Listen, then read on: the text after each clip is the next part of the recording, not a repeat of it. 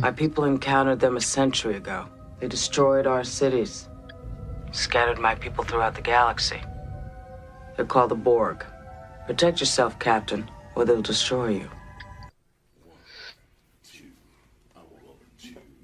They say resist is futile. That individual is out of style. It's a simulation, not a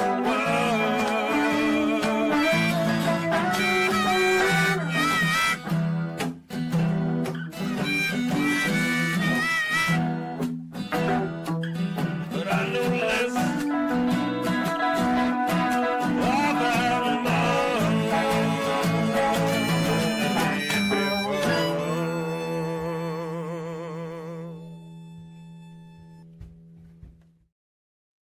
Hello and good evening for this Thursday, May the 15th, 2025. Star Trek The Next Generation, Season 2, Episode 16, Q Who? Is over, and it has been since May 8th of 1989, but we're just getting started here on Live Long and Podcast as we continue our mission to watch every episode of Star Trek The Next Generation and review it. I'm Dave Mader, and we got a great panel here to talk about it. We got coming to us from an acid-inspired drug trip. We got Jody Simpson. Hello, Dave. Hello. Whoa. Jody. I'm currently tripping. You're tripping out. There's some crazy Riker, Yeah. and yeah, I don't know what else to tell you. I don't know. But hopefully, Thanos. that's Picard turned into Thanos there. But if you're only listening, everybody, Jody's background is quite interesting. Coming to us from our nation's capital, it is Adam Woodward. Hey guys, how are you tonight? Good. How are you? Sorry about the Leafs. They're not out of it technically, but too soon. It's hard. Okay, just checking. And coming to us from, I don't know, maybe it's this unexplored area of the galaxy. Perhaps it's New Brunswick. It's Guinan, also known as Heather Narduzzi. Oh, whoa, she's got the claws. Watch out, Look everybody. out, I'm an imp. Yes, this imp is not who she appears to be. She's actually Heather. And in this episode of Star Trek The Next Generation, the almost omnipotent entity known as Q arrives on the Enterprise and decides that Captain Picard is ignorant and overconfident. Q then sends the ship across the galaxy where the crew make first contact with a cybernetically enhanced assimilating race known as the Borg. After trying to make peace and then destroying the Borg ship and failing at both, Picard is forced to beg for Q's help. So, and this is the 41st episode overall of Star Trek The Next Generation. It was written by Maurice Hurley and directed by Rob Bowman. So what do we think? Is this any good? I love this episode. I think it starts off a little too slow, but past that, it's fantastic. It's a great way to introduce a main villain, and on top of that, it's just everything about this, with the exception of perhaps the ensign or whatever her name is. You mean Sonia Gomez? Yes, Sonia Gomez. I know everybody; she's a fan favorite, but no. Well, she is to some. She is just such a bloody idiot in this episode. It's terrible. She spills hot chocolate. Come on, it's her first week on the job. We get to learn some things from about Guinan, because not everybody can have Guinan on their podcast and talk to them. So, Yeah, but do we? Well, Oh, Guinan, is that what your name is now? Is that what your name is now? Do you like this episode? Me? Yeah, I was sorry, Heather. Yeah. You're Guinan. That's what your name says. Sorry, my headphones said low charge and I didn't catch it. So that's awesome. Right at the start of the podcast. I love this episode. It's great. It's a great introduction to the Borg, and it's eerie. It's creepy. And there are some things like knowing what we will know later that don't kind of add up, like the Borg nursery and those sorts of things. But if you hadn't seen, what's to come, it's just, yeah, it's wild. Also, who let their baby be the Borg baby? It's not a good move if you're a parent. I think that's amazing. Imagine pointing that out to your kid 20 years from then. And Be going, like, that's see you. that little baby in there with all that weird shit? This is astounding. We found That's the Borg you. nursery. Yeah, is the introduction. Yeah. Adam, does this episode live up to the hype? Yes, and I'll tell you why. I mean, when this aired for the first time, little did we know how much we would get out of this. Mhm.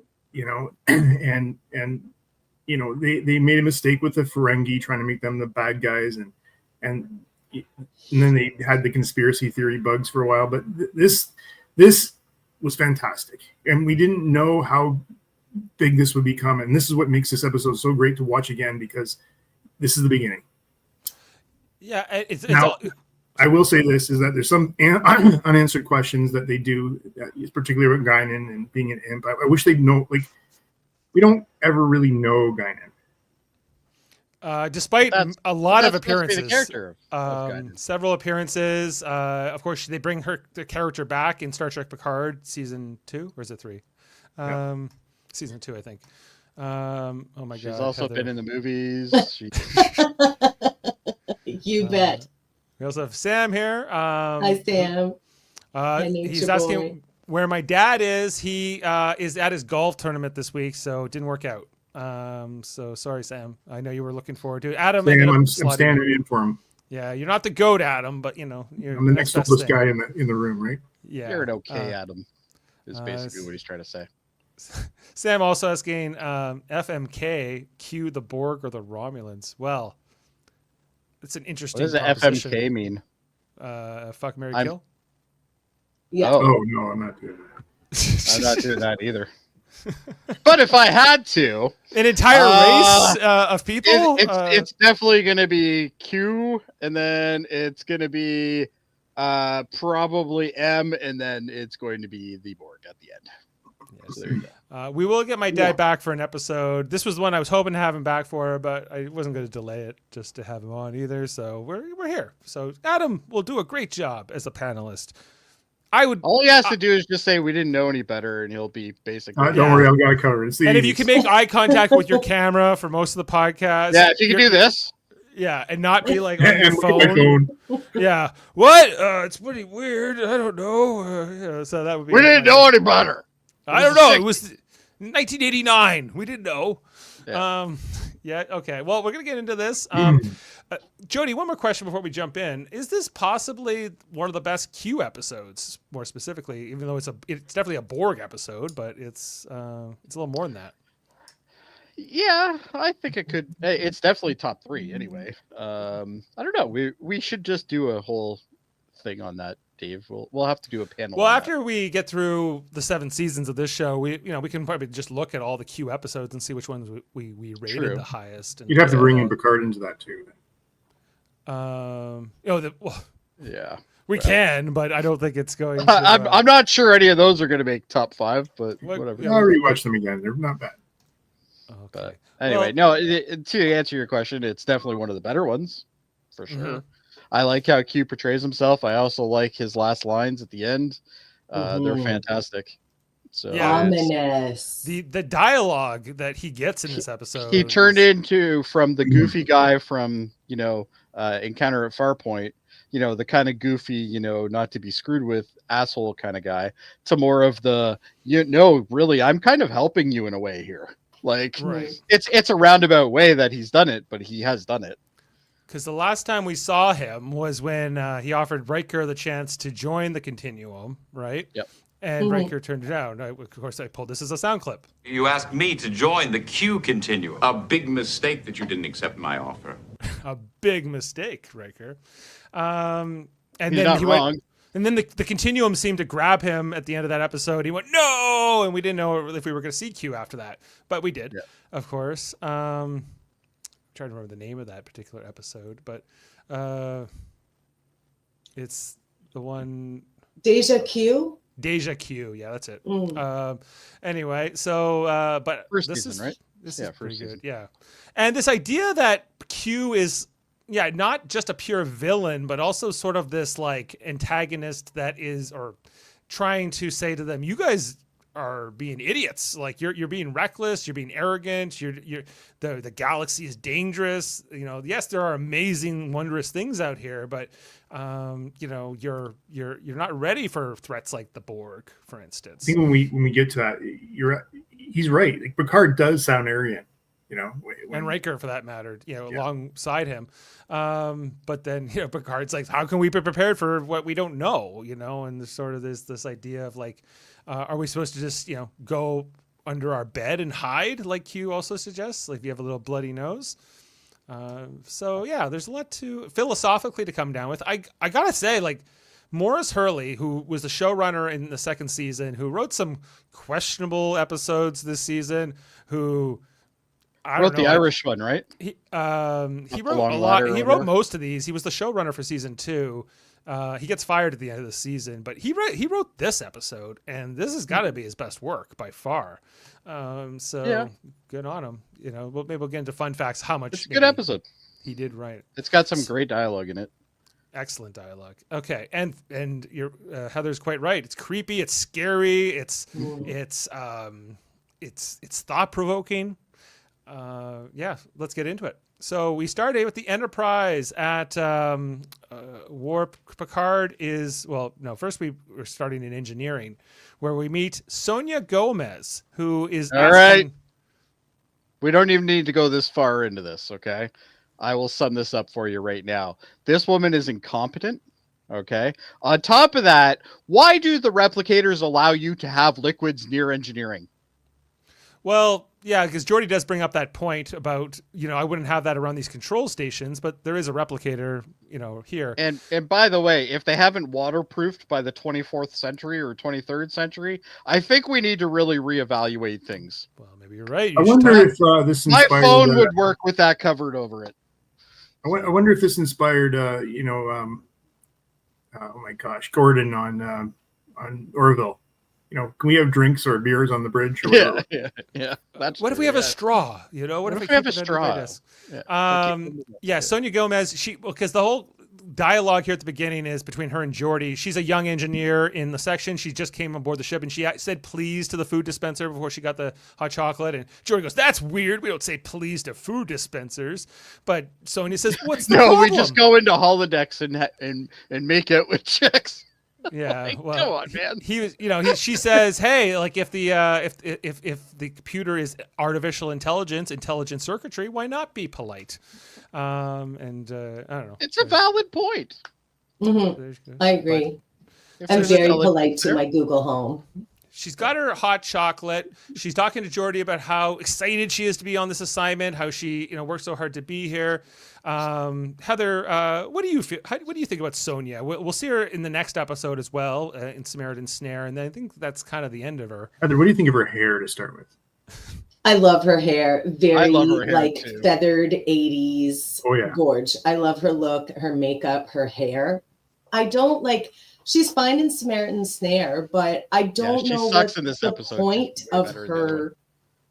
I don't know what the point of introducing her in this episode is, unless it's the scene a little later after the Borg attack has killed 18 people and she's upset about it, you know, and Geordi's like, we have to put that aside. But surely they could have used a regular to serve that function if they wanted to show like the horrors of having to deal with that and still do your job, you know, like Troy didn't have any lines in this. No, like, well, she had Right. Yeah. you know, there may be a fun use the fact main around cast. I just don't and I mean, I don't dislike her or anything. I just don't understand what the function of having her in this episode. Adam says he can shed light on that in fun facts. Oh, good. In fun facts or now? Yeah. Or now, whatever you like. Well, I mean, if you want to hear it now, I can tell you about it now. She was actually they were talking about making her a cast member to be a counterpart for Jody. Yeah. And have like him have somebody to be, you know, riff after, or I guess with to restore or that even a love interest. And or a love interest. Yeah, she's played by Lycia Naff, who also played the three-breasted sex worker in Total Recall. You That's guys remember? right. That was her. That girl is fantastic. Now he likes her, you No, he know. likes her. Oh no, don't get me wrong, and I will clarify this. And actually, Guy in there told us already basically what I was thinking. She's way better in the next episode. She's like in this episode, I think somebody just said, we need you to be as ditzy and stupid as you can be while still sounding smart enough to be on the Enterprise. I think that they actually, when you think about, she's nervous, she's on the Enterprise, she's talking way too much to her boss. If you've ever had somebody junior that comes in and they get like this, it's always weird. That's true. Yeah. Totally. I'm usually that person, Adam. And so, yeah, but Lycia Naff, after her acting career, apparently she went on to become a journalist and did some work on the Bill Cosby, sexual assault cases and things like that as well. So quite the storied career here for Lycia. Well, and she Naff. also revoiced herself for Lower Decks. Yeah, as well. they brought her back. They brought back this character, Sonia Gomez, in Lower Decks, as well as a captain of her own ship by that point. So yeah. Well, in the next episode, she acts the way you would expect somebody to where she is right now to be, instead of like this. And honestly, and as whoever said that earlier, like, you could have got any one of those, like, the regulars on the bridge. Like, there's two regulars that they always had for a long period of time. Now, mind you, the ones that are more current are the ones that obviously came in later, but we still have people that were repeats here. They could have easily used one of them. Yeah, well, I think they had some ideas for this character, but it never panned out. Yeah, and Heather, you make a good point. Like Troy only has like one line or two lines in this episode. Pulaski doesn't appear at all, and Which is fine. That's why I love this episode so much. Right, well, maybe. Anyway, so Jody sends away Sonia Gomez with her hot chocolate. Don't get that around the control stations. And just as she's going to go get rid of it, she spills it all over Captain Picard. Of course, she was carrying it out like this. So Right. it's like, she's like, da da da, and she spun around and then hit him in the chest. It's like, it was the 80s. We didn't know yet about like lids that could close Gravity or things like and- that. Like a Yeti top or and something. not like running that. around like this. Right. Yeah. I Anyway. noticed I put the fist out just to be safe. Couldn't have been scalding hot because Picard doesn't seem to be any pain from it. Jody and her are very apologetic because she's like rubbing it all over him. She's like, "It's all over you." Yes, Ensign, it's all over me. You misinterpreted that, Dave. Go back the frame. Okay, he clearly is in pain, but he is too macho to admit it. I love that she gives him the cup to hold, though. Yeah, she's like, "You hold this hot cup that I just poured all over you." Right. They're all being apologetic. Jody explains she's a fresh young ensign. Indeed. I think I understand, Chief Engineer, that you have just, super green ensign here. I find this whole scene so weird when Geordi's like, "Captain, I take full responsibility for this." What for? It's nuts. It's just like she spilled something. It's not like she didn't shoot somebody. Calm down. Like maybe there's like a behind the scenes thing that we don't know about where Picard secretly is really mean to Geordi when we don't see him talking, and maybe like he's a beaten man. Like, we don't know. Of him. Well, yeah, I think it's just because But he does overdo it a little bit. I agree. He's like, "I take full responsibility for this, Captain. Please don't hurt me." But like, look here, she looks gorgeous there. Like, luminous skin, beautiful 80s video vixen hair, gorgeous. That chick would have been on any Thunderbird in the 80s on the hood of the Thunderbird, no problem. That's true. Yeah. Well, it wasn't a great first impression, but she'll work on it. She's a little embarrassed. Anyway, Picard heads to go change his uniform. He gets into the turbolift, and he's kind of surveying the stains on his shirt, I guess. When he walks out, he can just replicate another one. I know. He just walks out of the turbolift without quite looking, and he doesn't come onto a corridor, but rather into a shuttlecraft and guess who it is? I like that he's like, "What's the meaning of this, Ensign?" Ensign, how did I get into a shuttlecraft? Yeah. Also, I never noticed this like wheel trackball on the shuttle controls that looks That like disappeared after, I think, the 3rd season, but yes, it was there. You know what would have been really great And here? it's literally like an old IBM like. it looks like PSP one of those style. like golden tee balls, you know. that you Almost, just- yeah, almost. But this would have been a great episode to introduce the laundry facilities on the Enterprise. You know, Yeah, where- or just to like show how they recycle that kind of stuff or whatever. like, where does the clothes get done? You know, we know So how they. I think it's like a it's just like a replicator. You put it back in the. They just dump it in a chute and then it de-atomizes it and then they reuse it again for the energy. Great. Heather, you would love that. I would. Imagine the outfits that she would show up in. Yes. Oh, That's all I can say. amazing. Imagine. Anyway, Oh. but we don't need a laundry facility, Adam. Q can just make the stains disappear. I set that up for you, Dave. Yeah, you did. And Picard's all mad. He's like, "You told me you would never mess with my ship again." And Q's like, "Yeah, and we're nowhere near your ship. We're on a shuttle. Isn't that right?" He's got you there, Picard. Got you there. Yeah. Like, how would you check out the navigation? You'll see we're very far, and yeah, Q and Picard in a shuttle in the middle of And nowhere. the shuttle looks way better now than it did originally. Even a couple episodes ago. Yeah, Thank you. Yeah. Goodness. it's a redesign for sure. Anyway, and so that is our teaser for the episode. Q is here, and he's here to mess with Picard. Is basically the idea. Which, that's an instant draw for me. I'm like, Yeah. okay, cool. Hey, like this is a Q episode, everybody, and then it turns into even more than that, you know. So after the credits, we catch up here with Sonia Gomez and Jody. She's talking about how embarrassed she is, and Jordy's. Oh my god! I just realized something. Sonia Gomez is literally the paradox of the Star Trek universe. She causes all of the major events. It all starts with Picard going to have to change his shirt. Are you saying if she didn't spill the hot chocolate on him, that Borg would never have found the Federation? Might have changed things completely. Yep. Might have. No. But Jordy's like, I need you to slow down, Sonia. You're not going to do anything like running into walls. And she goes, but oh no, to be here, I had to be the best, and I can never slow down. I got to be God. going all This the time. dialogue is so terrible. It doesn't feel very natural coming from her. No, and she wisps everything.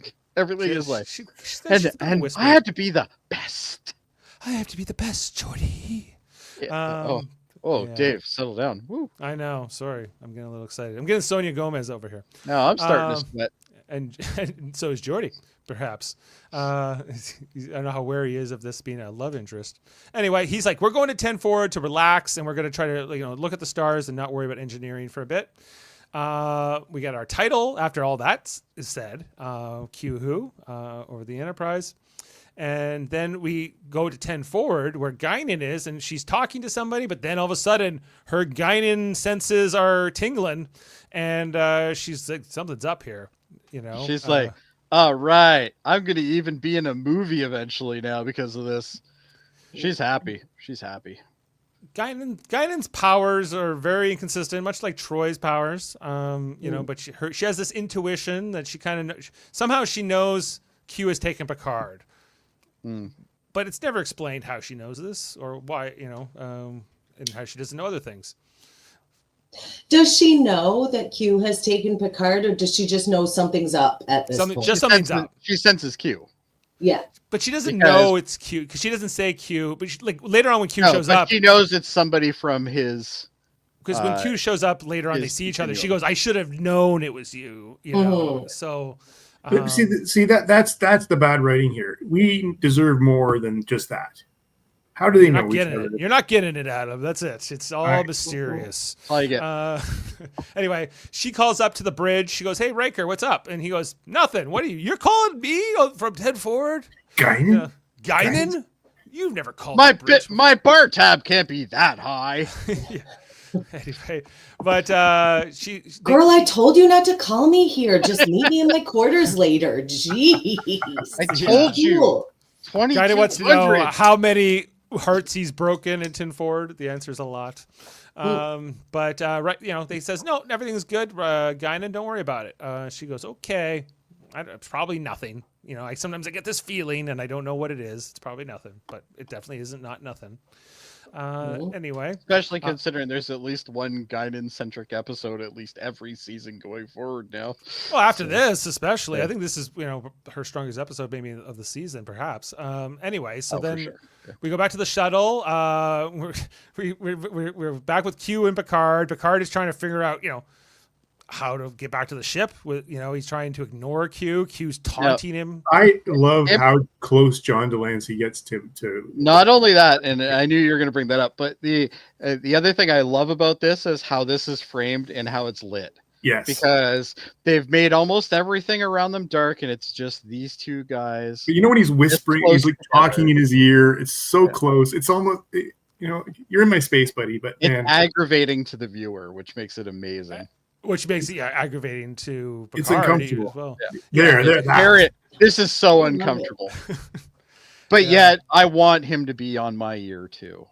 Right. It's weird. And like John Delancey's like, okay, Patrick, I'm gonna come right up into your ear, almost like I'm kissing it. Okay. I might lick it. And I know you're like an award-winning thespian, but no, I'm gonna lick your ear. I think that's probably the most. Yeah, between takes, only when we're off camera. Yeah. Anyway, so then we go back to 10 forward, where Guinan is still looking out the window, and Sonia Gomez and Jody are here getting a drink. Eventually, Jody's like, Guinan, what is up with you? He has to like cut. What Sonia is your Gomez out. fascination with that window, lady? What are you looking at? And she's like, I don't know, like something's weird going on, and just Guinan saying something weird is going on is enough for Jody to say, come on, Sonia, we're going back to engineering. This drink is over. I love that she has so much power. Yeah, she has a lot of influence here. So they take off. And I don't think they got very far into that drink. Doesn't look like it. 2 sips.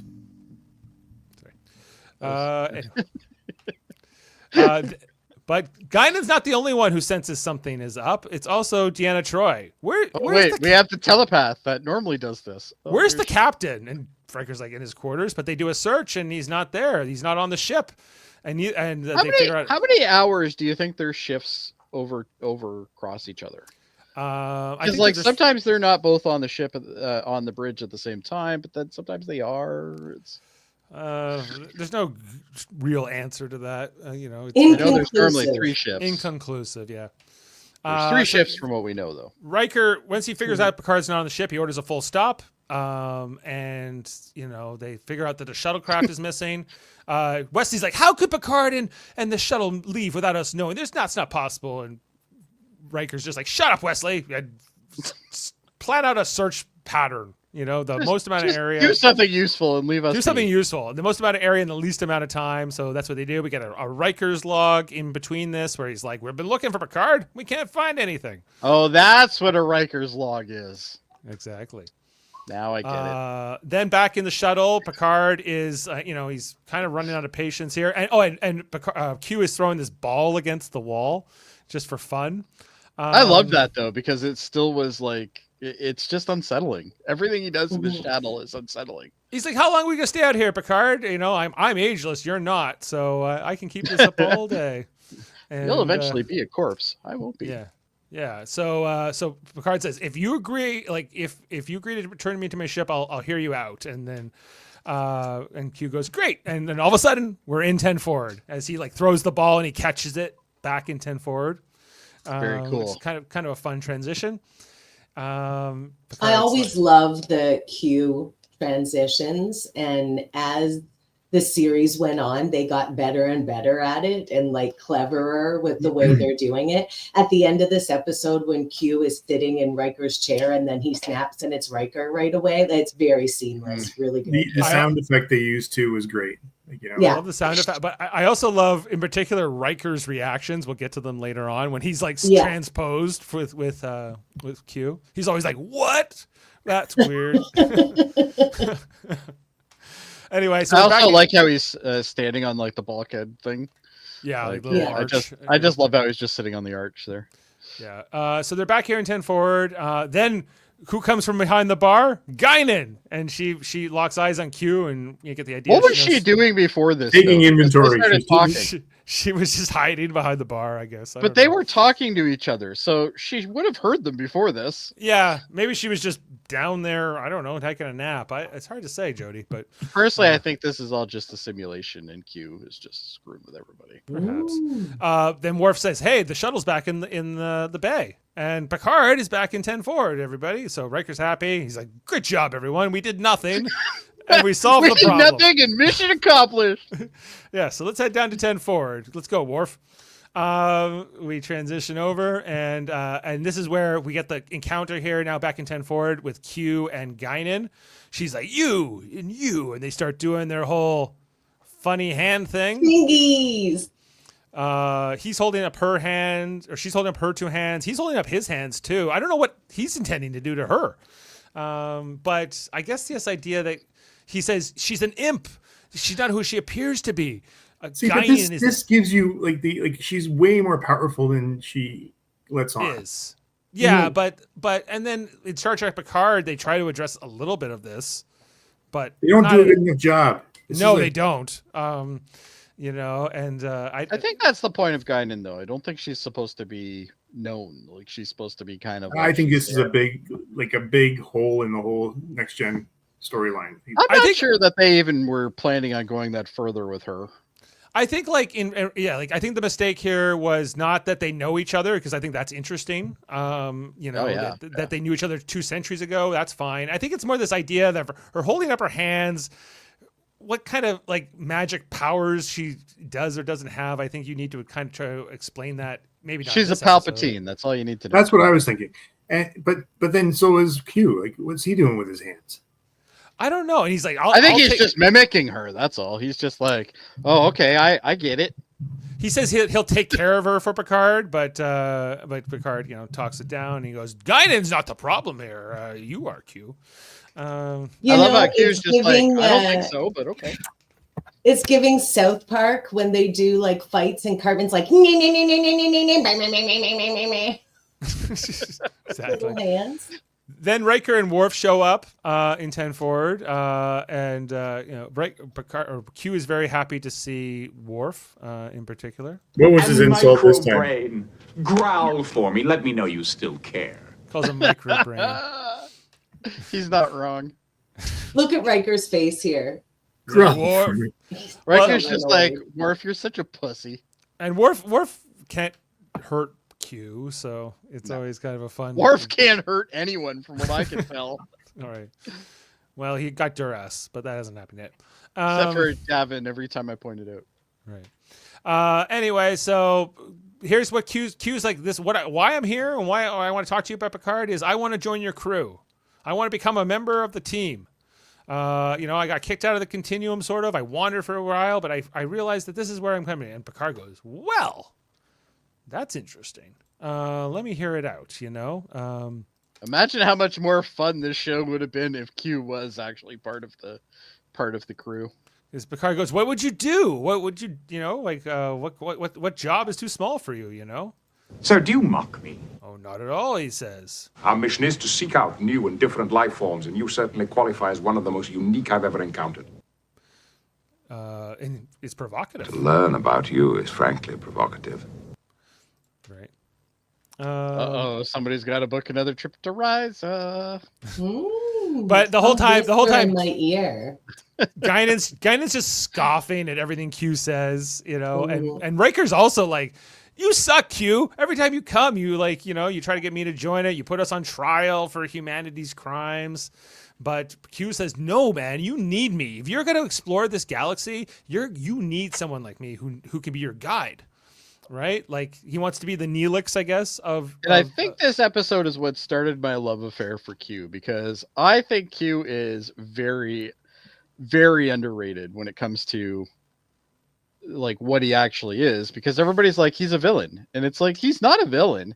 Yeah, he certainly is questionable in contact a lot of the times, but he clearly does have an interest. And whether it's for his own greedy reasons, or whether it's just for fun, or whether he's just curious, but either way, I still think it's a great character. there's also this interesting dialogue here between Q and Guinan, where Q is saying like, you're advancing too fast. The humanity is exploring the galaxy faster than expected. It's too much. And Guinan says that's their strength. They learn and overcome and adapt. But Q says it's too fast, too soon. We need to dial it back. And that's why you need someone like me if you are going to, explore these dark regions of the galaxy and keep going out from here. So the Q are basically just the Vulcans from Enterprise. They have like sort of like this, like, yeah. No, you're not ready to go yet. Well, I do think that they see themselves as sort of like the custodians or sort of like the guardians of the galaxy, in a sense. The other thing Guinan tells us is that not all the Q are alike. Not all the Q are alike. Some are almost respectable. Almost. And I don't know. Yeah, I think she's racist. Well, Guinan's she's generalizing, I would say. But she's met a few Q. Speciesist. Perhaps. She said they're not all alike, so I don't know. If she had said they're all alike, I guess that would have been not as good. But anyway, so Q says, you are arrogant. What is with this arrogance and pompous? U.S., He's kind of right, though. All you can do. Well, but Picard says, Simply speaking, we don't trust you. You judge yourselves against the pitiful adversaries you've encountered so far. The Romulans, the Klingons. They're nothing compared to what's waiting. Also, he's not wrong. But it's so interesting because we think of like the Klingons and the Romulans at this point as being like the greatest adversaries of the Federation, right? This ongoing thing. Certainly not pitiful. To call them pitiful, you're going, okay, well, your imagination starts going. What could be more powerful, right? We saw like that Romulan warbird in the recent seasons and how impressive and powerful that was. So it ain't no Borg cube, though. What is Q doing here, You are about to move into areas of the galaxy containing wonders more incredible than you can possibly imagine. And terrors to freeze your soul. Well, Q's like, but Picard says, your help is not required. We can figure this out. What else? What justifies that smugness? Not smugness, not arrogance.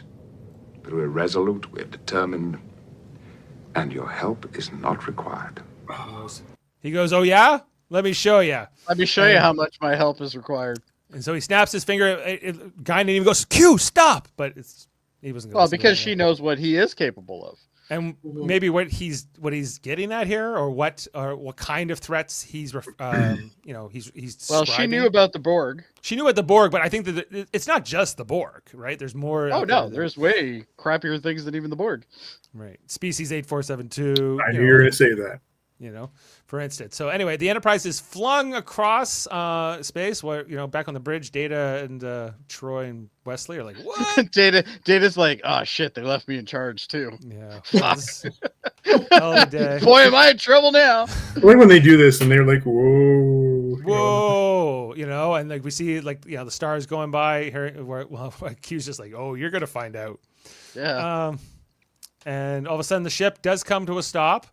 Picard radios up for what the hell's going on. Data says we are now 7,000 light years from where we were. And if we wanted to get to the nearest starbase, we're like 2 years away, like at maximum warp if we went right now. So they're not in the Delta Quadrant, but they're pretty far out in deep space here at this moment. And Q's just kind of like, have fun, enjoy if you think you know what's up here. So then Q and Picard and Riker then say, "Hey, Guinan, you've been here before. Your people have been to this part of the galaxy. What do you say? Can you tell us anything?" She's like, "If I were you, turn around, start going back, start going home now." And Picard's like, "Well, come on, we can figure this out." Too bad they didn't have the foreshadowing, and she couldn't have said something. So here's another example. Janeway will really find out. She could have been a little more helpful. She could be a little bit more descriptive, but I guess that's not the Guinan way. And Picard says in his log in between scenes here, he's like, even though Guinan warned me, I feel compelled to explore, this area of space while we're here, Well, there's a couple times where Guinan during this episode basically tells them, no, don't do that. And they do it anyway. Yeah. So, She's like, you're going to what? You're going to do what now? And we know at this point that Picard knows that she's thousands of years old and whatever, right? So They have a special relationship. they have a special relationship. It's one of those things they never quite explain to us either. Another thing. More than friendship, more than family. What does that mean, though? Like, It's inscrutable. And, You guys, and maybe you share Alabama my wedding. puzzlement. It's there's not enough here. right. So they're looking around, and then Worf goes, "Hey, there's a ship coming towards us." And God, he's Data's- so aloof. Data goes, "Yeah, there's a ship coming, but it's really weird." Well, let's put it on screen, and here we go. And then we finally, for the first time, we see the Borg cube on the view screen, and the music here is so like eerie. But the best thing about this enemy is the fact that the first time we see them is in a ship that literally looks like a cube, and it doesn't look actually that threatening, really.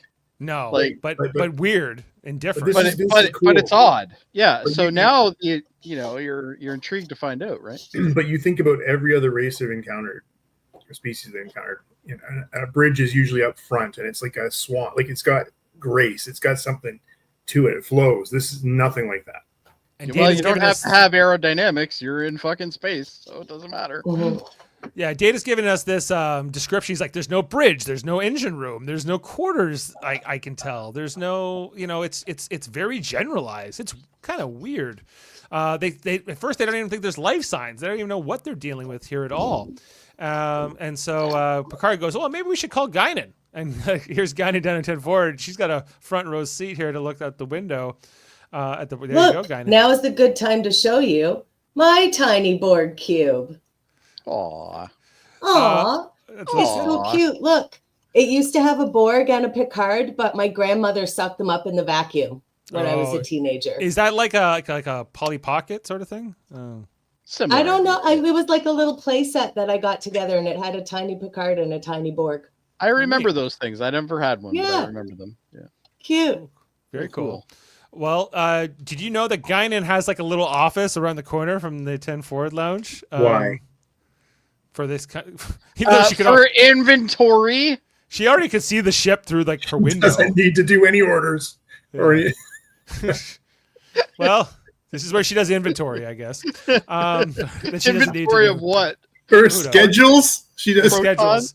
She decided, she all the waiters. This is where Oh, she there does you go. all Yeah, the that's what scheduling. it is. It's all that in-house and- stuff. This is the only time we ever see her use this room, I believe. And he's like, "Hey, can you see that other ship?" She goes, "Yep, I see it." And It's he where she goes, plays with her tiny Borg cube. Yeah. Does anybody get the impression that the reason why this was shot like this is because Whoopi Goldberg wasn't even on set at the same time that the rest of them were? So it's like It's quite possible. they had to have something where she wasn't in the same scene with them or something. She was Like, doing that's the Sister other- Act 2. Like, why couldn't she just? Yeah, maybe. There you go. As we played already. My people encountered them a century ago. They destroyed our cities, scattered my people throughout the galaxy. They're called the Borg. Protect yourself, Captain, or they'll destroy you. So we're like, "Uh-oh, this See, doesn't sound that would have good." been helpful 10 minutes ago. So Yeah. Picard puts on his game face down in engineering. Jody gets a visitor from the first Borg drone we ever see, who beams in, I suppose, with the green transporter beam. And Jody says, "Intruder alert! We got an intruder. Get down here." And then we get this first exterior shot with the Enterprise and the cube, and we see how massive the cube is. Yeah. in So now comparison. you're like, oh wait, So this is cool. big. Yeah. It doesn't look imposing at all on the view screen, but when you see it like this, Yeah. it's really wow. Big wow massive. factor. Yeah, massive. Yeah. And the Enterprise D is a massive ship in its own right, Mhm. Oh, by yeah. our standards. So it's like you could fit, I don't know, probably 100 Enterprises inside that cube, maybe. Mhm. It's so big. Anyway, so this Borg drone is looking around, and Geordi's trying not to interfere. He's like, I don't know. He's looking around my engine. He's looking at the consoles, and ain't that weird? So Picard and Worf and his security team are here. They try to talk to him, and then Q materializes. He's like, "Isn't it weird?" He's like, "Nothing you've ever seen before." He doesn't even call him a he. Refers to the Borg as an it. Not a he, not a she, completely different. And Picard Well, says, they don't "Hey," procreate, so they don't need sex organs, I guess, technically. Technically, no. But he's like, "We mean you no harm," Picard says to him. What is your intent? And Q's just like, "What do you think he wants? He doesn't want anything from you. You're nothing to him. You're nothing to him. He doesn't even. He's not even acknowledging you. That's how insignificant you are. He's here trying to figure out what your technology is and what he can consume and what he can take from you. What are what raw materials they can steal. All this from a spilt hot chocolate. Just remember that. Never forget. It's all Sonia Gomez's fault. And then the Borg starts using his apparatus on his arm to access the computer. And Picard's like, "You can't do that. We can't let you do that." And the Borg's just like, "I'm doing it. I don't care." He's like, well, he doesn't even acknowledge him. He's just like, whatever. Yeah. Like this early Borg is very that's a big. Yeah, they have long ones because I don't think they had the RC. That's a very long thing. They just, I think they actually work it. Like the person who's holding it actually works. I think so too. Control. It's on it and it's got a little thing inside for them to push, kind of thing. Right. Then later on, they got the RF stuff and everything. Yeah. So they say, "Okay, let's send our security guard after him." And so Picard asks Worf to do something. Worf then sends this guy instead, and this guy gets thrown across the room. Worf. Yeah. I won't get into it, but Worf. Well, completely incompetent Worf. Worf's like, "I gotta see." Well, Worf's like, "I didn't want that to be me who get thrown." Yeah, across the I don't room. want to get thrown around. So it's not my job. So then Worf's like, "Oh yeah." Well, then Worf phasers the Borg, but the Borg is not affected initially at all by the phaser fire. Just takes it, and he's like, "Look what I'm doing! I'm stealing your computer secrets. You can't stop me." And so did anybody notice the side profile of the first Borg looked an awful lot like Brent Spiner? 100%. Yes. Okay. I agree. Yeah, I don't think it is him, but no, it's not his. When you see him in this so shot, much like him, though. Yeah. Oh, yeah. There's a lot, and Similar then the next nose. one, you can tell his this one right here. You can tell that his chin is more square and it's not Spiner, but in the profile it really looks like. Maybe it's his cousin. I don't know. Anyway, so then the Borg is continuing to go here. Worf turns up the phaser setting, and then Worf shoots him right in the chest, taking him out, and he collapses here on the deck. And then a couple moments later, another Borg emerges. Or moments later, I suppose. And which is fantastic in the episode, because at that point you're like, "Oh shit!" Right. And Worf immediately he goes into the computer again, and Worf immediately phasers him. But this is the introduction of the adaptation of the shields. How they can adapt, yeah. Right, this is it's baked right in from the beginning here. And this is something that we constantly revisit with the Borg too. They're always readapting constantly to everybody. Mm-hmm. Exactly.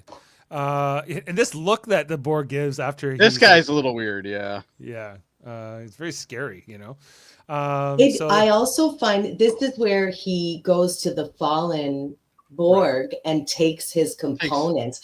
I've always found that so creepy. I find that very chilling. I don't care that you're dead. We need these parts because it doesn't matter to the hive. We just need to reabsorb all of this. And after he removes those components, then we see the one drone that's still alive beams out, and then the other one disintegrates basically after having those components removed, and then turns into kind of a smudge on the carpet. You're gonna have a hard time getting that out. But maybe the cleaning service will come along. Anyway, so then there's Adam's back. There we go. Welcome back, Adam. Don't touch anything, Adam. Yeah, don't touch it. Did you kick the router? No, we're good. No. Okay. So then they have this conference. They invite Guinan in here. Deanna Troy's present, but she'll say one thing, I guess. But she's pretty late in the. Why is she even there? No, Who's running the ship right now? You might feel something, Jody. She might feel something. Anyway, so Guinan's talking about anything she knows about the Borg, which she's like, I wasn't there personally, but what I understand, they attacked my world, they destroyed our cities, scattered my people throughout the universe, across the universe, and there was nothing left once they came. In pieces or whole. Well, you got Zor. What's his name? Torin. Well, Solian. in this episode, they're not really going into the idea of assimilation at all. It's more just the idea that the Borg are consumers, users. They basically just rape worlds of resources. Right. And apparently people are resources. People are resources too, right? And so, they're figuring out that the initial visit they got from the Borg drones was all about reconnaissance and information gathering. And then they get a hail here from the Borg. They're like, "Hey, we figured out that you guys suck and you're weak." I'm paraphrasing. You can't you can't resist us. So if you try to fight back, we will punish you. Bye. Or Picard tries to talk. Picard tries to talk to them, but they don't care. They just hang up the phone. Now you hang up first. No, you hang up first. We don't yet get the iconic "resistance is futile" line yet, right? We only get that for the first time in Best of Both Worlds, right? I think. Yeah. And this idea of assimilation is only introduced, I think, really in that episode, which is the end of next season. So, but they talk about like the advantages of the collective hive mind. This is one of the few lines Troy has. She's like, an individual leader can make mistakes, but the group is less likely to. And I always liked this initial idea of the Borg before we got into things like Locutus and the Borg Queen and this individuality, just as like a straight science fiction concept of the Borg, and keeping that more pure is very really unique. Well done in this episode, and described, right? So they see all that, and then Q shows up on the monitor. He's like, "Oh, Picard, you're sure you don't want me as a part of your crew? I could really help you out of this conference." And then he disappears. They get called then to the bridge. Guinan's just left there. They just left Guinan there. Just leave Guinan there to sit there. Guinan's like, "I don't have swipe access to get out of this room." Because the Borg had put the Enterprise in a tractor beam, a green tractor beam, the scariest kind. Ooh. And so Picard's like, "Okay, warp anywhere, go." And they can't move. The ship is frozen where it is. So Picard says, fire everything. So they start shooting their phasers kind of randomly. All of a sudden the Enterprise gets this cutting beam that comes into it. I love this though, where they just like core it out. They're just like, and here we go. Yeah, we see this they're just coring it like an apple or a pineapple. That's super cool because that's not something we've seen at all. No. That's really different and unique. And you see it being pulled out of the ship. We even see like furniture from the different rooms and things. They said there was 18 people in these areas, but yet we don't see a single body fly out. No, we don't. Well, like, I don't know. Maybe like the field is holding them in. Did they assimilate those 18 people, or were they just killed from the vacuum of space? I got the impression they did assimilate them because they now the next time they meet them, they have much more information about humans. True. It would make sense that they probably did assimilate a few crew members here, but they don't really know what happened to them. They just kind of consider them lost and stolen. The only person that really cares about it is Sonia Gomez anyway. My favorite line is like when Worf's like, they're cutting to us with some kind of a cutting beam or laser beam, and Riker goes, "They're carving us up like a roast." Yeah. So they start firing everything. They start firing phasers kind of randomly, and they go again, and they take some huge chunks out of the cube. This is how I play video games. I just randomly throw everything, and then we'll see what hits. Throw everything, fire everything. You should see me in Helldivers too. I'm a menace. But anyway. And we find, and I don't even know why. Because later on in the episode, Picard keeps trying to use photon torpedoes, but it's clear that the phasers are way more effective. In this fight. Oh yeah, they always have been too. Yeah. Anyway, so the cube, it looks pretty beat up after this little encounter, and so they're kind of dormant, and we'll find out that they're regenerating, but we don't quite know that yet. The Enterprise thinks they think they've kind of won the fight or won the battle in some ways. Well, look at Riker. He's even like, where do you think you're going there, QB boys? Yeah. Worf gives the report here. He's like, sections like XX, XYZ on these decks gone, destroyed, and 18 people are unaccounted for in those sections. Is this the first time he's lost anybody? No, it's not the very first time, but I guess like this many at once, like 18 Tasha people. Yar.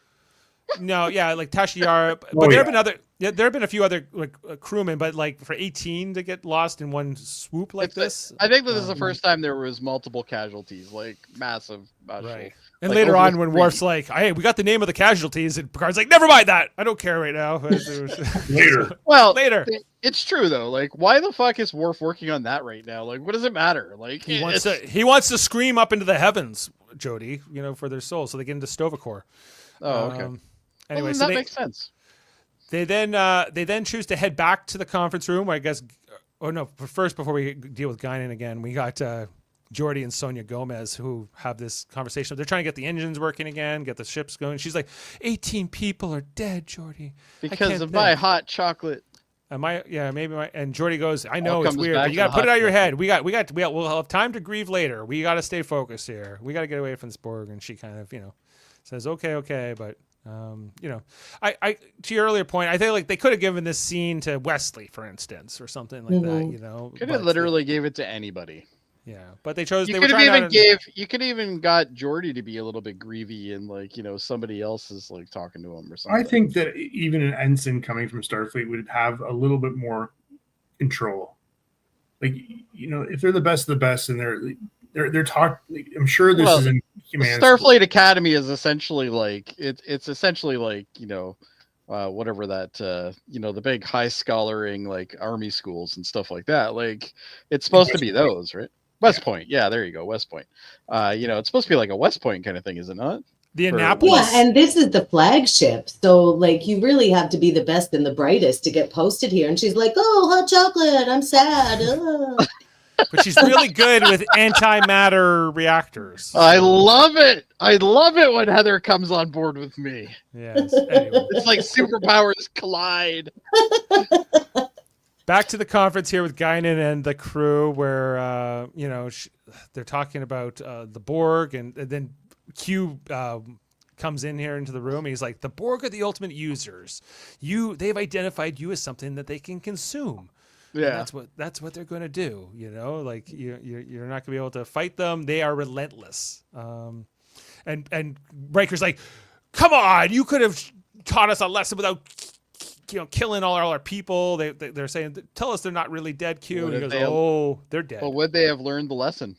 I don't think they would have. It's like no one cared about those. They were non-union extras. They're gone. Don't worry about it. It's like all those contractors on the Death Star. Don't worry about it. Exactly. Picard has to like hold Riker back, but then I love this and the chair pops back up. It just moves around. Fun. Just then, what's the final moments of this conversation? Oh yeah, this is what they say. Let's go get our away team and go pay them a visit. And Guinan's like, don't do that. Riker goes, in my opinion, it's the only option. And I go, no, it's not. Like No, it's running not. away. There's Running away millions is an of other option right now. Like, doing more research might be the first time somebody do. Right. And Guinan goes, are you crazy? You're gonna go over there? Riker's like, they paid us a visit. We owe them the return favor. And she's like, no, you don't. We could literally run away. Come on. But you can also just admit to Q that you're wrong. Right. Well, Picard's not ready to do that yet. No, because Picard's being a pig-headed asshole right now.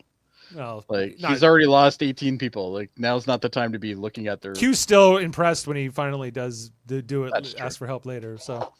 Can you go back one screenshot? Troy is over this shit. She's like, I've had 2 lines the entire fucking episode, and then I still have to sit in on this meeting. Whatever. Yeah. Yo, this meeting could have been an email, and the email says, let's run away right now. Like, do we have to have a Teams meeting every time you want to change policy? Yeah, exactly. So then down in the transporter room, O'Brien gets the task of beaming them in. It's Data, Worf, and Riker heading over as the team. And does he have a name yet? Because I noticed they called him Transporter Chief. Yes, he Has does. He been named? Yeah, he goes. Previous episodes they said his name. Yeah, and in this one he actually does say his name. He goes O'Brien here to Picard later on. Oh, okay. They called him Transporter Chief. Because like straight up, I think they throw O'Brien's in more episodes than Pulaski or Troy or some of the other Wesley. Season 2, he's in every episode.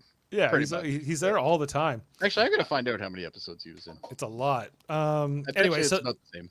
so then we get the first time we get the interior of a Borg cube in this episode. You know, it will change once we get to the movie First Contact and, you know, some of the True. Voyager and stuff. But this is the original version.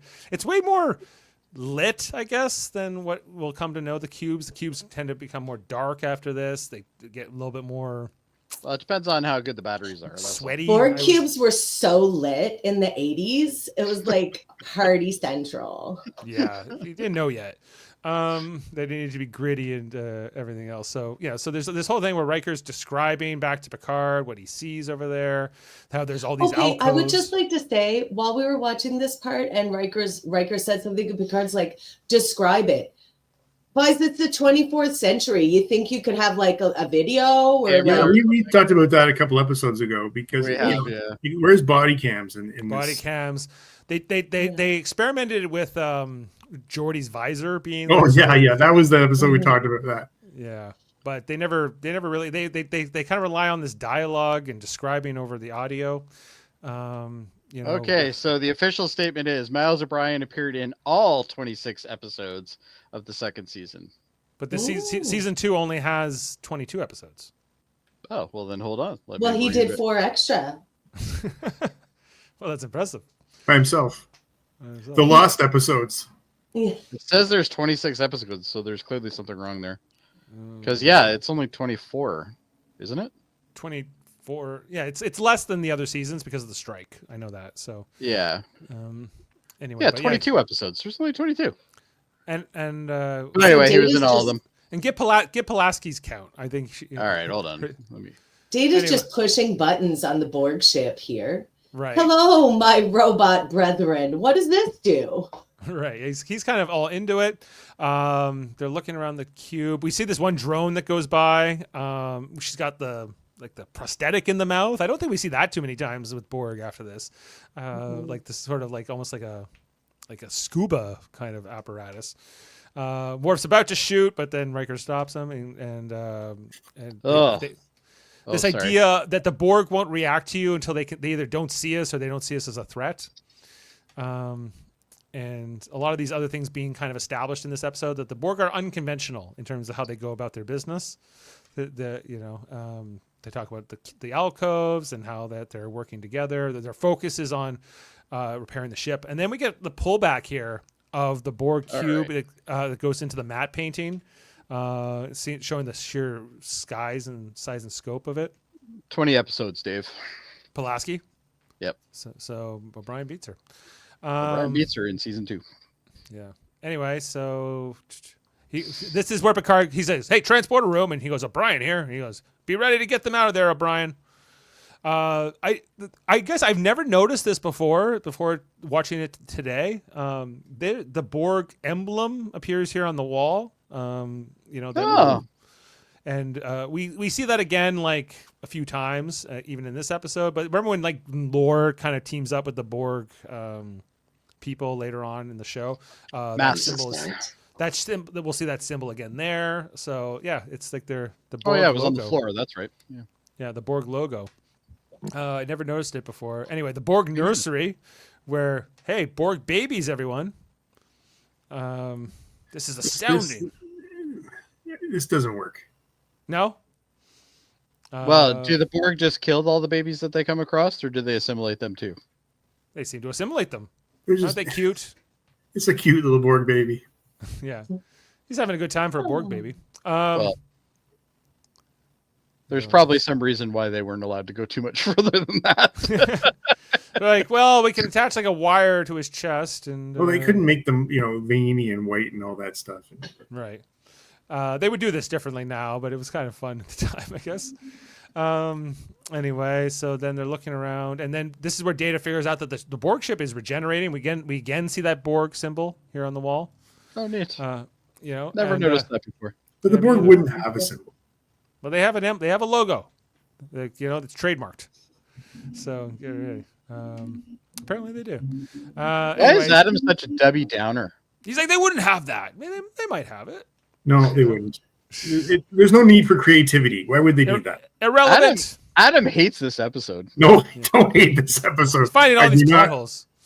I have some problems with it. I've seen it so many times. I just want to know more, Jody. I want to know more.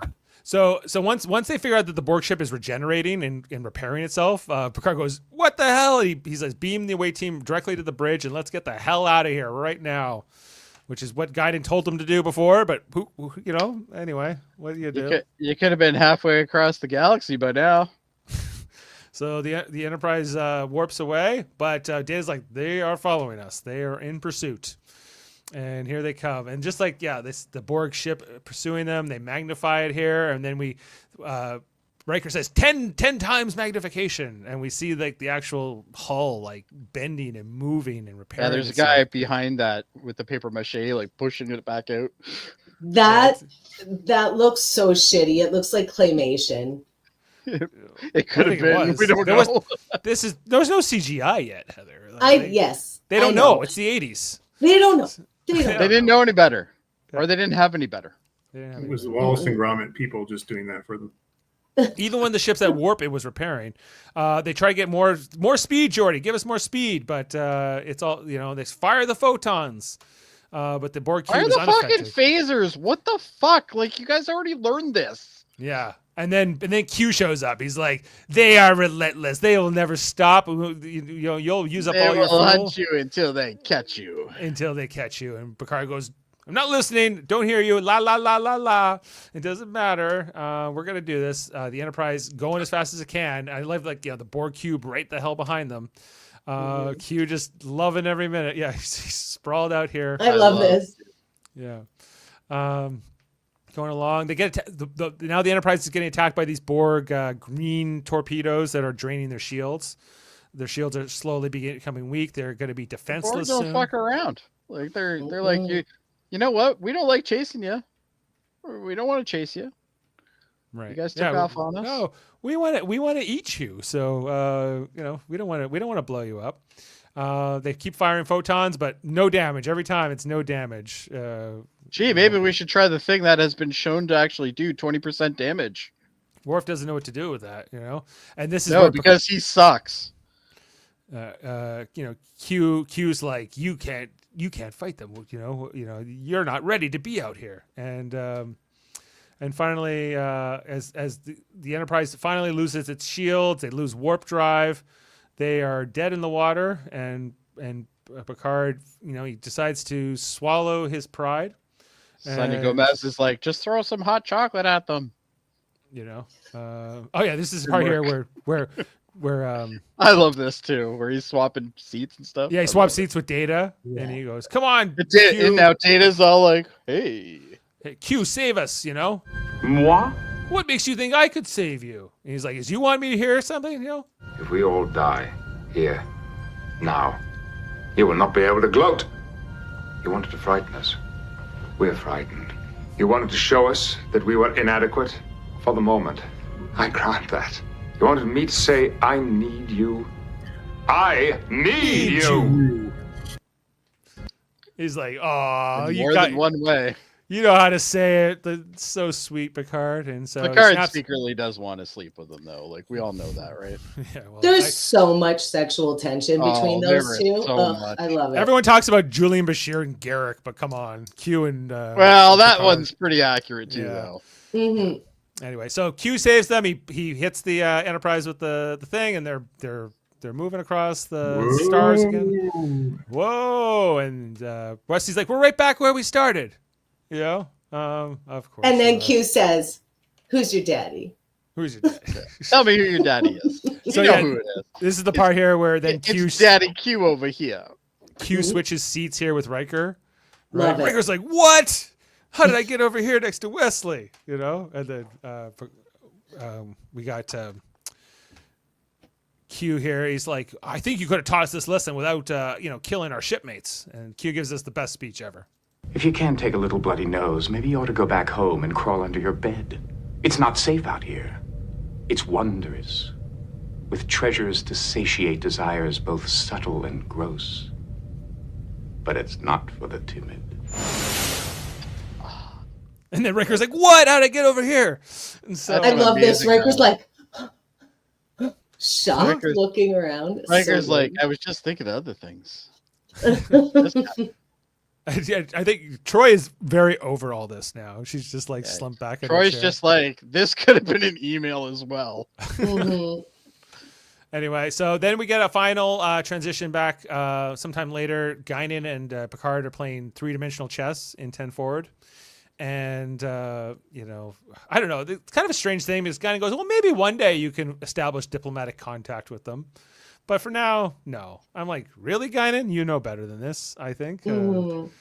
But maybe she's just kind of... Well, not only that, we kind of grazed over it, but the first initial meeting where Guinan sees Q, and right after she leaves, she says something like, you know, oh, well, history's now changed or something like that, or the future's now changed or something. She says some line there. I can't remember what it was. But Well, she I'll have to look at says now they know you exist, and Picard goes, and they're going to be coming, aren't they? Like they're like now that you know. But she already knows how this plays out. Like right, she can foresee that stuff, but we don't really know about that yet. and so Picard goes, well, I guess we'll have to prepare for them, right? You know, we'll have to figure it out, and then he puts Guinan in checkmate, and I guess this is to kind of figure out that they're going to figure this out eventually. They might not know the solution yet, but eventually He can progress past. Yeah, perhaps he can this. win. And then He we can pull back. win. He can win if he thinks it through enough. You know, if they have enough time to prepare, is kind of the idea here, and that is the end of this very packed episode. You know, it's as long as all the other ones, but man, It's a great episode. so much going on in this episode, so much to talk about. Adam, do you have what we call I have some facts? I do have some fun facts. Fun facts with Adam. Fun facts with Adam. Like that too. Where's All right. Comes back we didn't even put out the with picture. Adam. There it is. Hey. Here Okay. he is. Someday I'm gonna come in my gray blazer with a red tie and a blue shirt. Okay, let's go. Better. The Borg were originally conceived as a race of insects, as featured in the previous season's conspiracy. There was a relation there. See, budget restrictions meant the decision was made to go with cyborgs instead. Nevertheless, Q-Who went still $50,000 over budget. Insectoid races would later appear as enemies in Voyager and Enterprise. It would like if they had tried to do an insectoid race back then, it would have looked awful. Like It would have looked so bad, and it would have been really shitty, like worse than the Ferengi. yeah, good Yeah. call. It looked good in Enterprise, though. It did look good in Enterprise. It looked okay, but like at I the did. time, it was still early CGI. I think if they did it now, you could really pull it off. But This is the episode where the Borg made their debut. They would eventually go on to become the ultimate nemesis of the Federation. The original was supposed to be the Ferengi, as I mentioned earlier, but never materialized since Fan took them as too comical for this role. Later on, the Cardassians would become the big bad threat. But really, the Borg were used sparingly after, once we got into Voyager, etc. Originally, they were not intended to have a queen. In the two-part episode, which they later appear, Best of Both Worlds and Best of Both Worlds 2, reflects this. The Borg Queen was created because the writers were having a difficulty writing dialogue for what was intended to be the Borg's central computer. Yeah. So, that's interesting. The Borg Queen first appears in first. The idea of the Queen, though, I think is still a better option anyway. I don't love it. Like I like it in First Contact, but then after that, I wish they never did it again. Almost, but. No, I liked it in First Contact. I'm not sure I liked it beyond that either. Yeah. The aliens I love who it. All Borg Queens, thumbs up. I mean, Alice Krieger, for me, of course, is the definitive Borg Queen. But I love the concept, and I love the later iterations of the Borg Queen. The girl who was in the Picard one, I know she passed recently. The but one Annie. Can't remember her name. Annie. Worship. Annie. Yeah, Worship or something like that. It's nothing against any of the actresses awesome. who played it. I just think I like the Borg a little bit more as a pure science fiction collective. Like they're not like giving them like this mustache twirling villain. I don't think is necessarily better. Well, I don't think they did the Queen the way that I would have liked them to do the Queen, but I think the Queen should have been more like a representative of like that sect of Borg. Like I think the Borg are still one massive collective, but they have like a hierarchy. Well, they have like a hive mind, like ants do, right? Right. They have multiple queens. I get the idea of making them more insectoid, and we've talked about this before in multiple podcasts. But if they have drones, why not have a queen? Make it like bees. I get it, but on the other hand, I just like this idea of like a pure collective. Mhm. I wasn't disappointed at all with the Borg. I like the whole thing. Either way, I still like them. The aliens who infiltrated Starfleet in Conspiracy, as well as the star bases disappearing in the following episode, Neutral Zone, were both originally to be part of the Borg storyline. However, once the writers and producers worked out what the Borg were, the tide of aliens was dropped. Although and again, to me, that was a hole in this whole next gen. One of those that I liked the episode's conspiracy theory, but I just was so disappointed that they never did anything further with it. Yeah. So, well, like if they established in this episode that the Borg were the ones attacking those neutral zone outposts, right?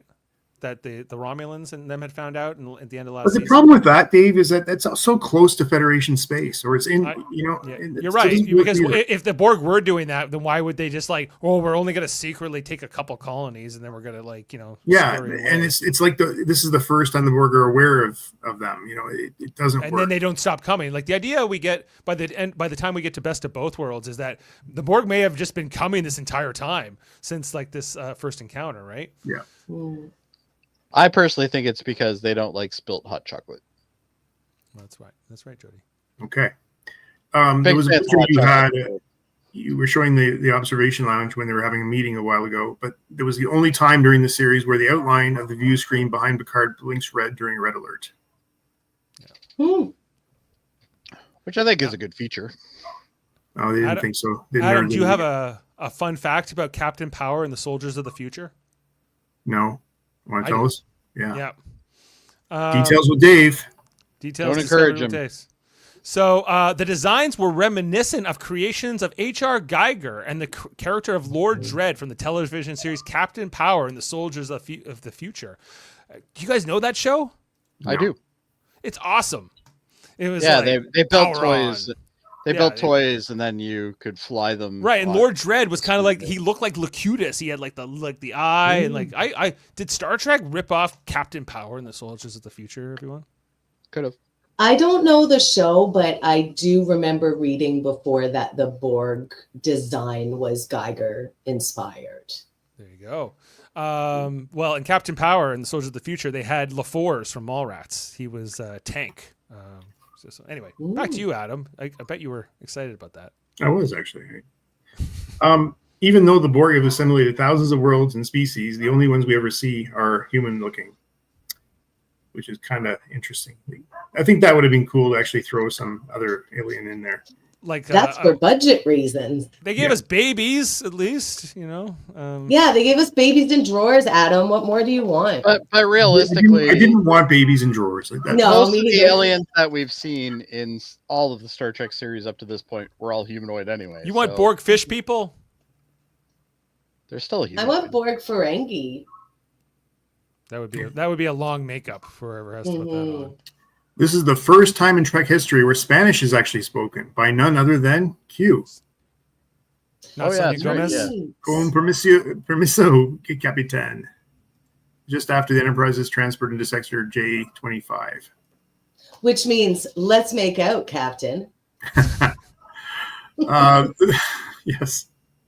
The Daleks and the Cybermen, two reoccurring cybernetic boogeymen, races from Doctor Who, have been suspected to be the influence for the Borg.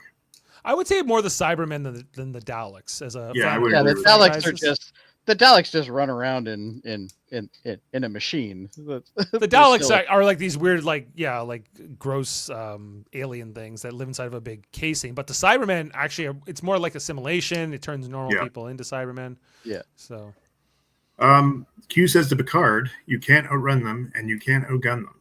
In Star Trek II, The Wrath of Khan, Spock says, "She can still outrun us and outgun us."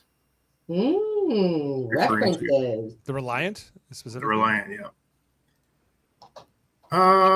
She'll fly apart. Oh no, that's not the same one, is it? Oh no, that wasn't two. Okay, you have to listen to this one because it took me a couple times to read it before I got it here. But in Star Trek Enterprise episode Regeneration, it is revealed that the cube encountered at system J25 in Q Who is on direct course for Earth. After receiving a signal sent by an assimilated ship over 200 years prior to these events. The ship that sent that signal was the time-displaced events in Star Trek First Contact. Yep. But didn't they, like, when we did our Star Trek Enterprise watch, wasn't it like that episode, the Enterprise episode with the Borg? Wasn't that the idea that they had sent the signal, actually? Well, I mean, this is contradicting that and saying it was actually Enterprise. It wasn't actually Enterprise. It was the Borg 200 years ago. Like on that deflector dish before, Borg's like, assimilate this, and then shoots it. Yeah. Right. So I think I'm going to wrap up there, Dave. Okay, well, thank you, Adam. That was very fun and factual.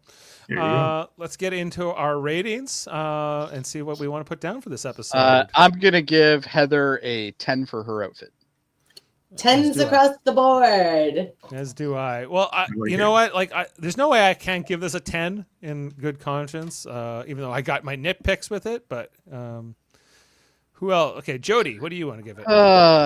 I don't like giving out 10s. That's my problem. Except to me. Except to you, of course.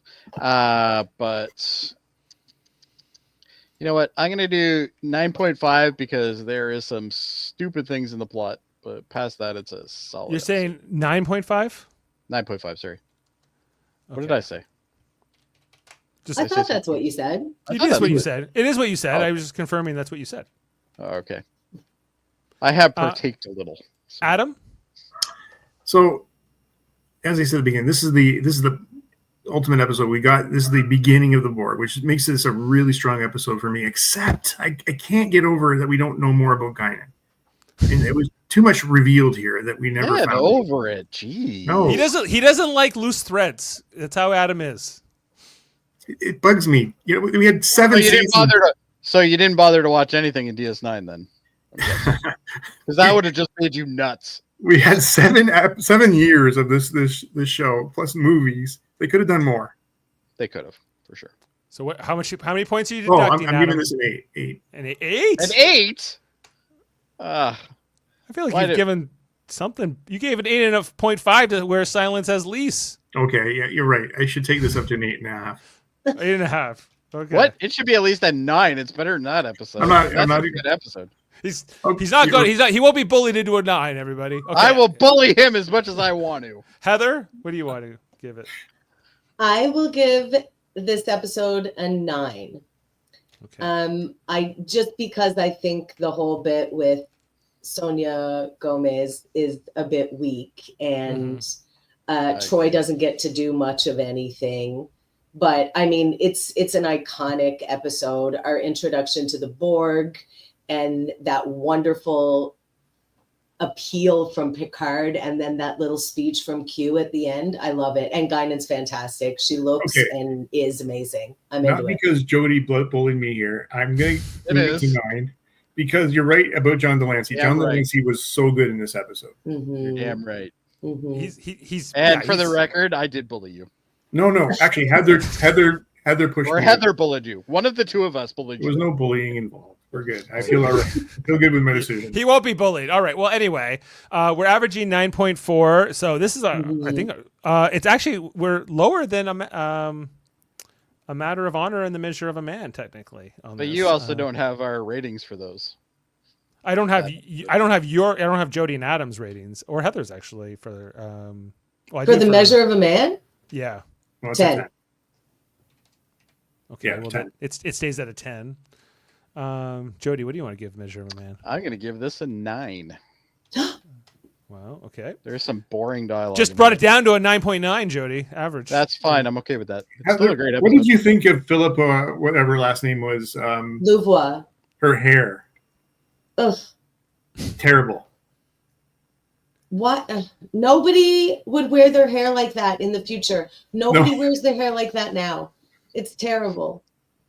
It's bad. And then they did the same ridiculous, elaborate hairstyle on Janeway. Like, calm down, y'all. Yeah. Women don't want to wear their hair in chignon. Like, it's We're trying to do Mulgrew talks business about here. that a We want to lot. wear giant spaceship hats and like flat hair. Exactly. Me too. Any other ratings before I take it down? For those who I'll have do missed? those off air. Okay. I can do the Dolphin. I agree with Jody. That's a 4. It's garbage. It's not That great. That one's hot garbage. I don't remember Icarus Factor, so That's the one where it's not as Riker long. and his dad and Oh god, I didn't like that at all. 5. Oh, you that don't was even have me good. on that one, so I'll give you that one too. 5. Yeah. you guys are just taking down our ratings, like our season 2 average. No, we're correcting. Close the spreadsheet. Close the like- spreadsheet We're not before it's too allowed. late. Don't worry. We can edit it on offline. I I was like like- Pen Pals though. I You liked give it? Yeah, Pen 7. Pals is garbage. You're giving an No, 8? Sardinka. 7. 8. 7. My God, what is wrong with you people? I don't know. All right. Well, guess what? We have another I like her episode. fingers. Her fingers are very long. They are. They were disturbing Ashley in particular last week. Anyway, so we are heading into our next episode after this. It is episode 17, Samaritan Snare. You with the are Tacklets. smart. We look for things. We look things, for things. Things to make us go. Dave The is smart. the second and final appearance of Sonia Gomez is coming our way next She's episode. way better in that episode. We also get a lot of Pulaski in the next episode, and Picard's heart transplant, and him with Wesley Crusher. That I do really love that episode. I don't know if I love it as Fan much as this one. favorite. It's a good episode. It is a good episode. Sorry, one more fun fact about this episode we watched tonight. This is one of the top 10 rated by Yeah. the fans. Not as well. by us. Well, technically it is. It's in the top 10 based on what we've covered already. Of what we covered so far, but once we get into like all the seasons, Season 3 and 4 though has some good bangers in there though. Mm. well, for sure they do. But we're saying that The Measure of a Man and A Matter of Honor are better than this episode right now. So interesting. I don't think A Matter of Honor is better, but oh well. I love A Matter of Honor. It's fun. It is a fun one. The Klingon stuff. It's different than this episode, but Mhm. it's- That's it. I think like it's not necessarily that I think it's a better episode than this one. It's funner. yeah. And ratings, they're subjective. This is And true. funner is the word. That I'm not too sure about. All right. Well, I think that wraps it up for tonight. Thanks for everyone for watching and commenting live. Let us know what you think about this episode, Q Who. And make sure to check out all our other content. Every Monday night, we're talking about For All Mankind. Our next episode is Hi Bob, Season 1, Episode 7. We'll be on Monday night to look at that. The cutest of Borg, indeed. Cute as a Borg. Yeah. And Survivor is wrapping up next week on our Super Mater Brothers channel on Wednesday night. We're finishing up season 48. Look out for that. I think I have a trivial debates coming 48. up on the 25th. With it's gonna be Ninja Turtle themed, and what else? The answer is Donatello. You're right. The answer is Donatello. Told ya. But don't tell the contestant. I think Davin's competing in that one, so we'll see how he does. Oh. He's a Michelangelo guy, so. Oh, well, We're, then- we're also going to launch a probe this weekend, I think. Oh, you're launching a probe. It's been a while since any probes Yeah. have been launched. Well, I think what is That's it? what my wife says. Yeah. What is it? What I know I pulled that. Oh yeah. We are being probed. There you go. Oh my. All right. Well, thanks to everyone for being with us, and we will see you next time here on Live Long and Podcast. I'm gonna do it. I'm gonna do it gangsta style. Nice. I add a little excitement, a little spice to your lives, and all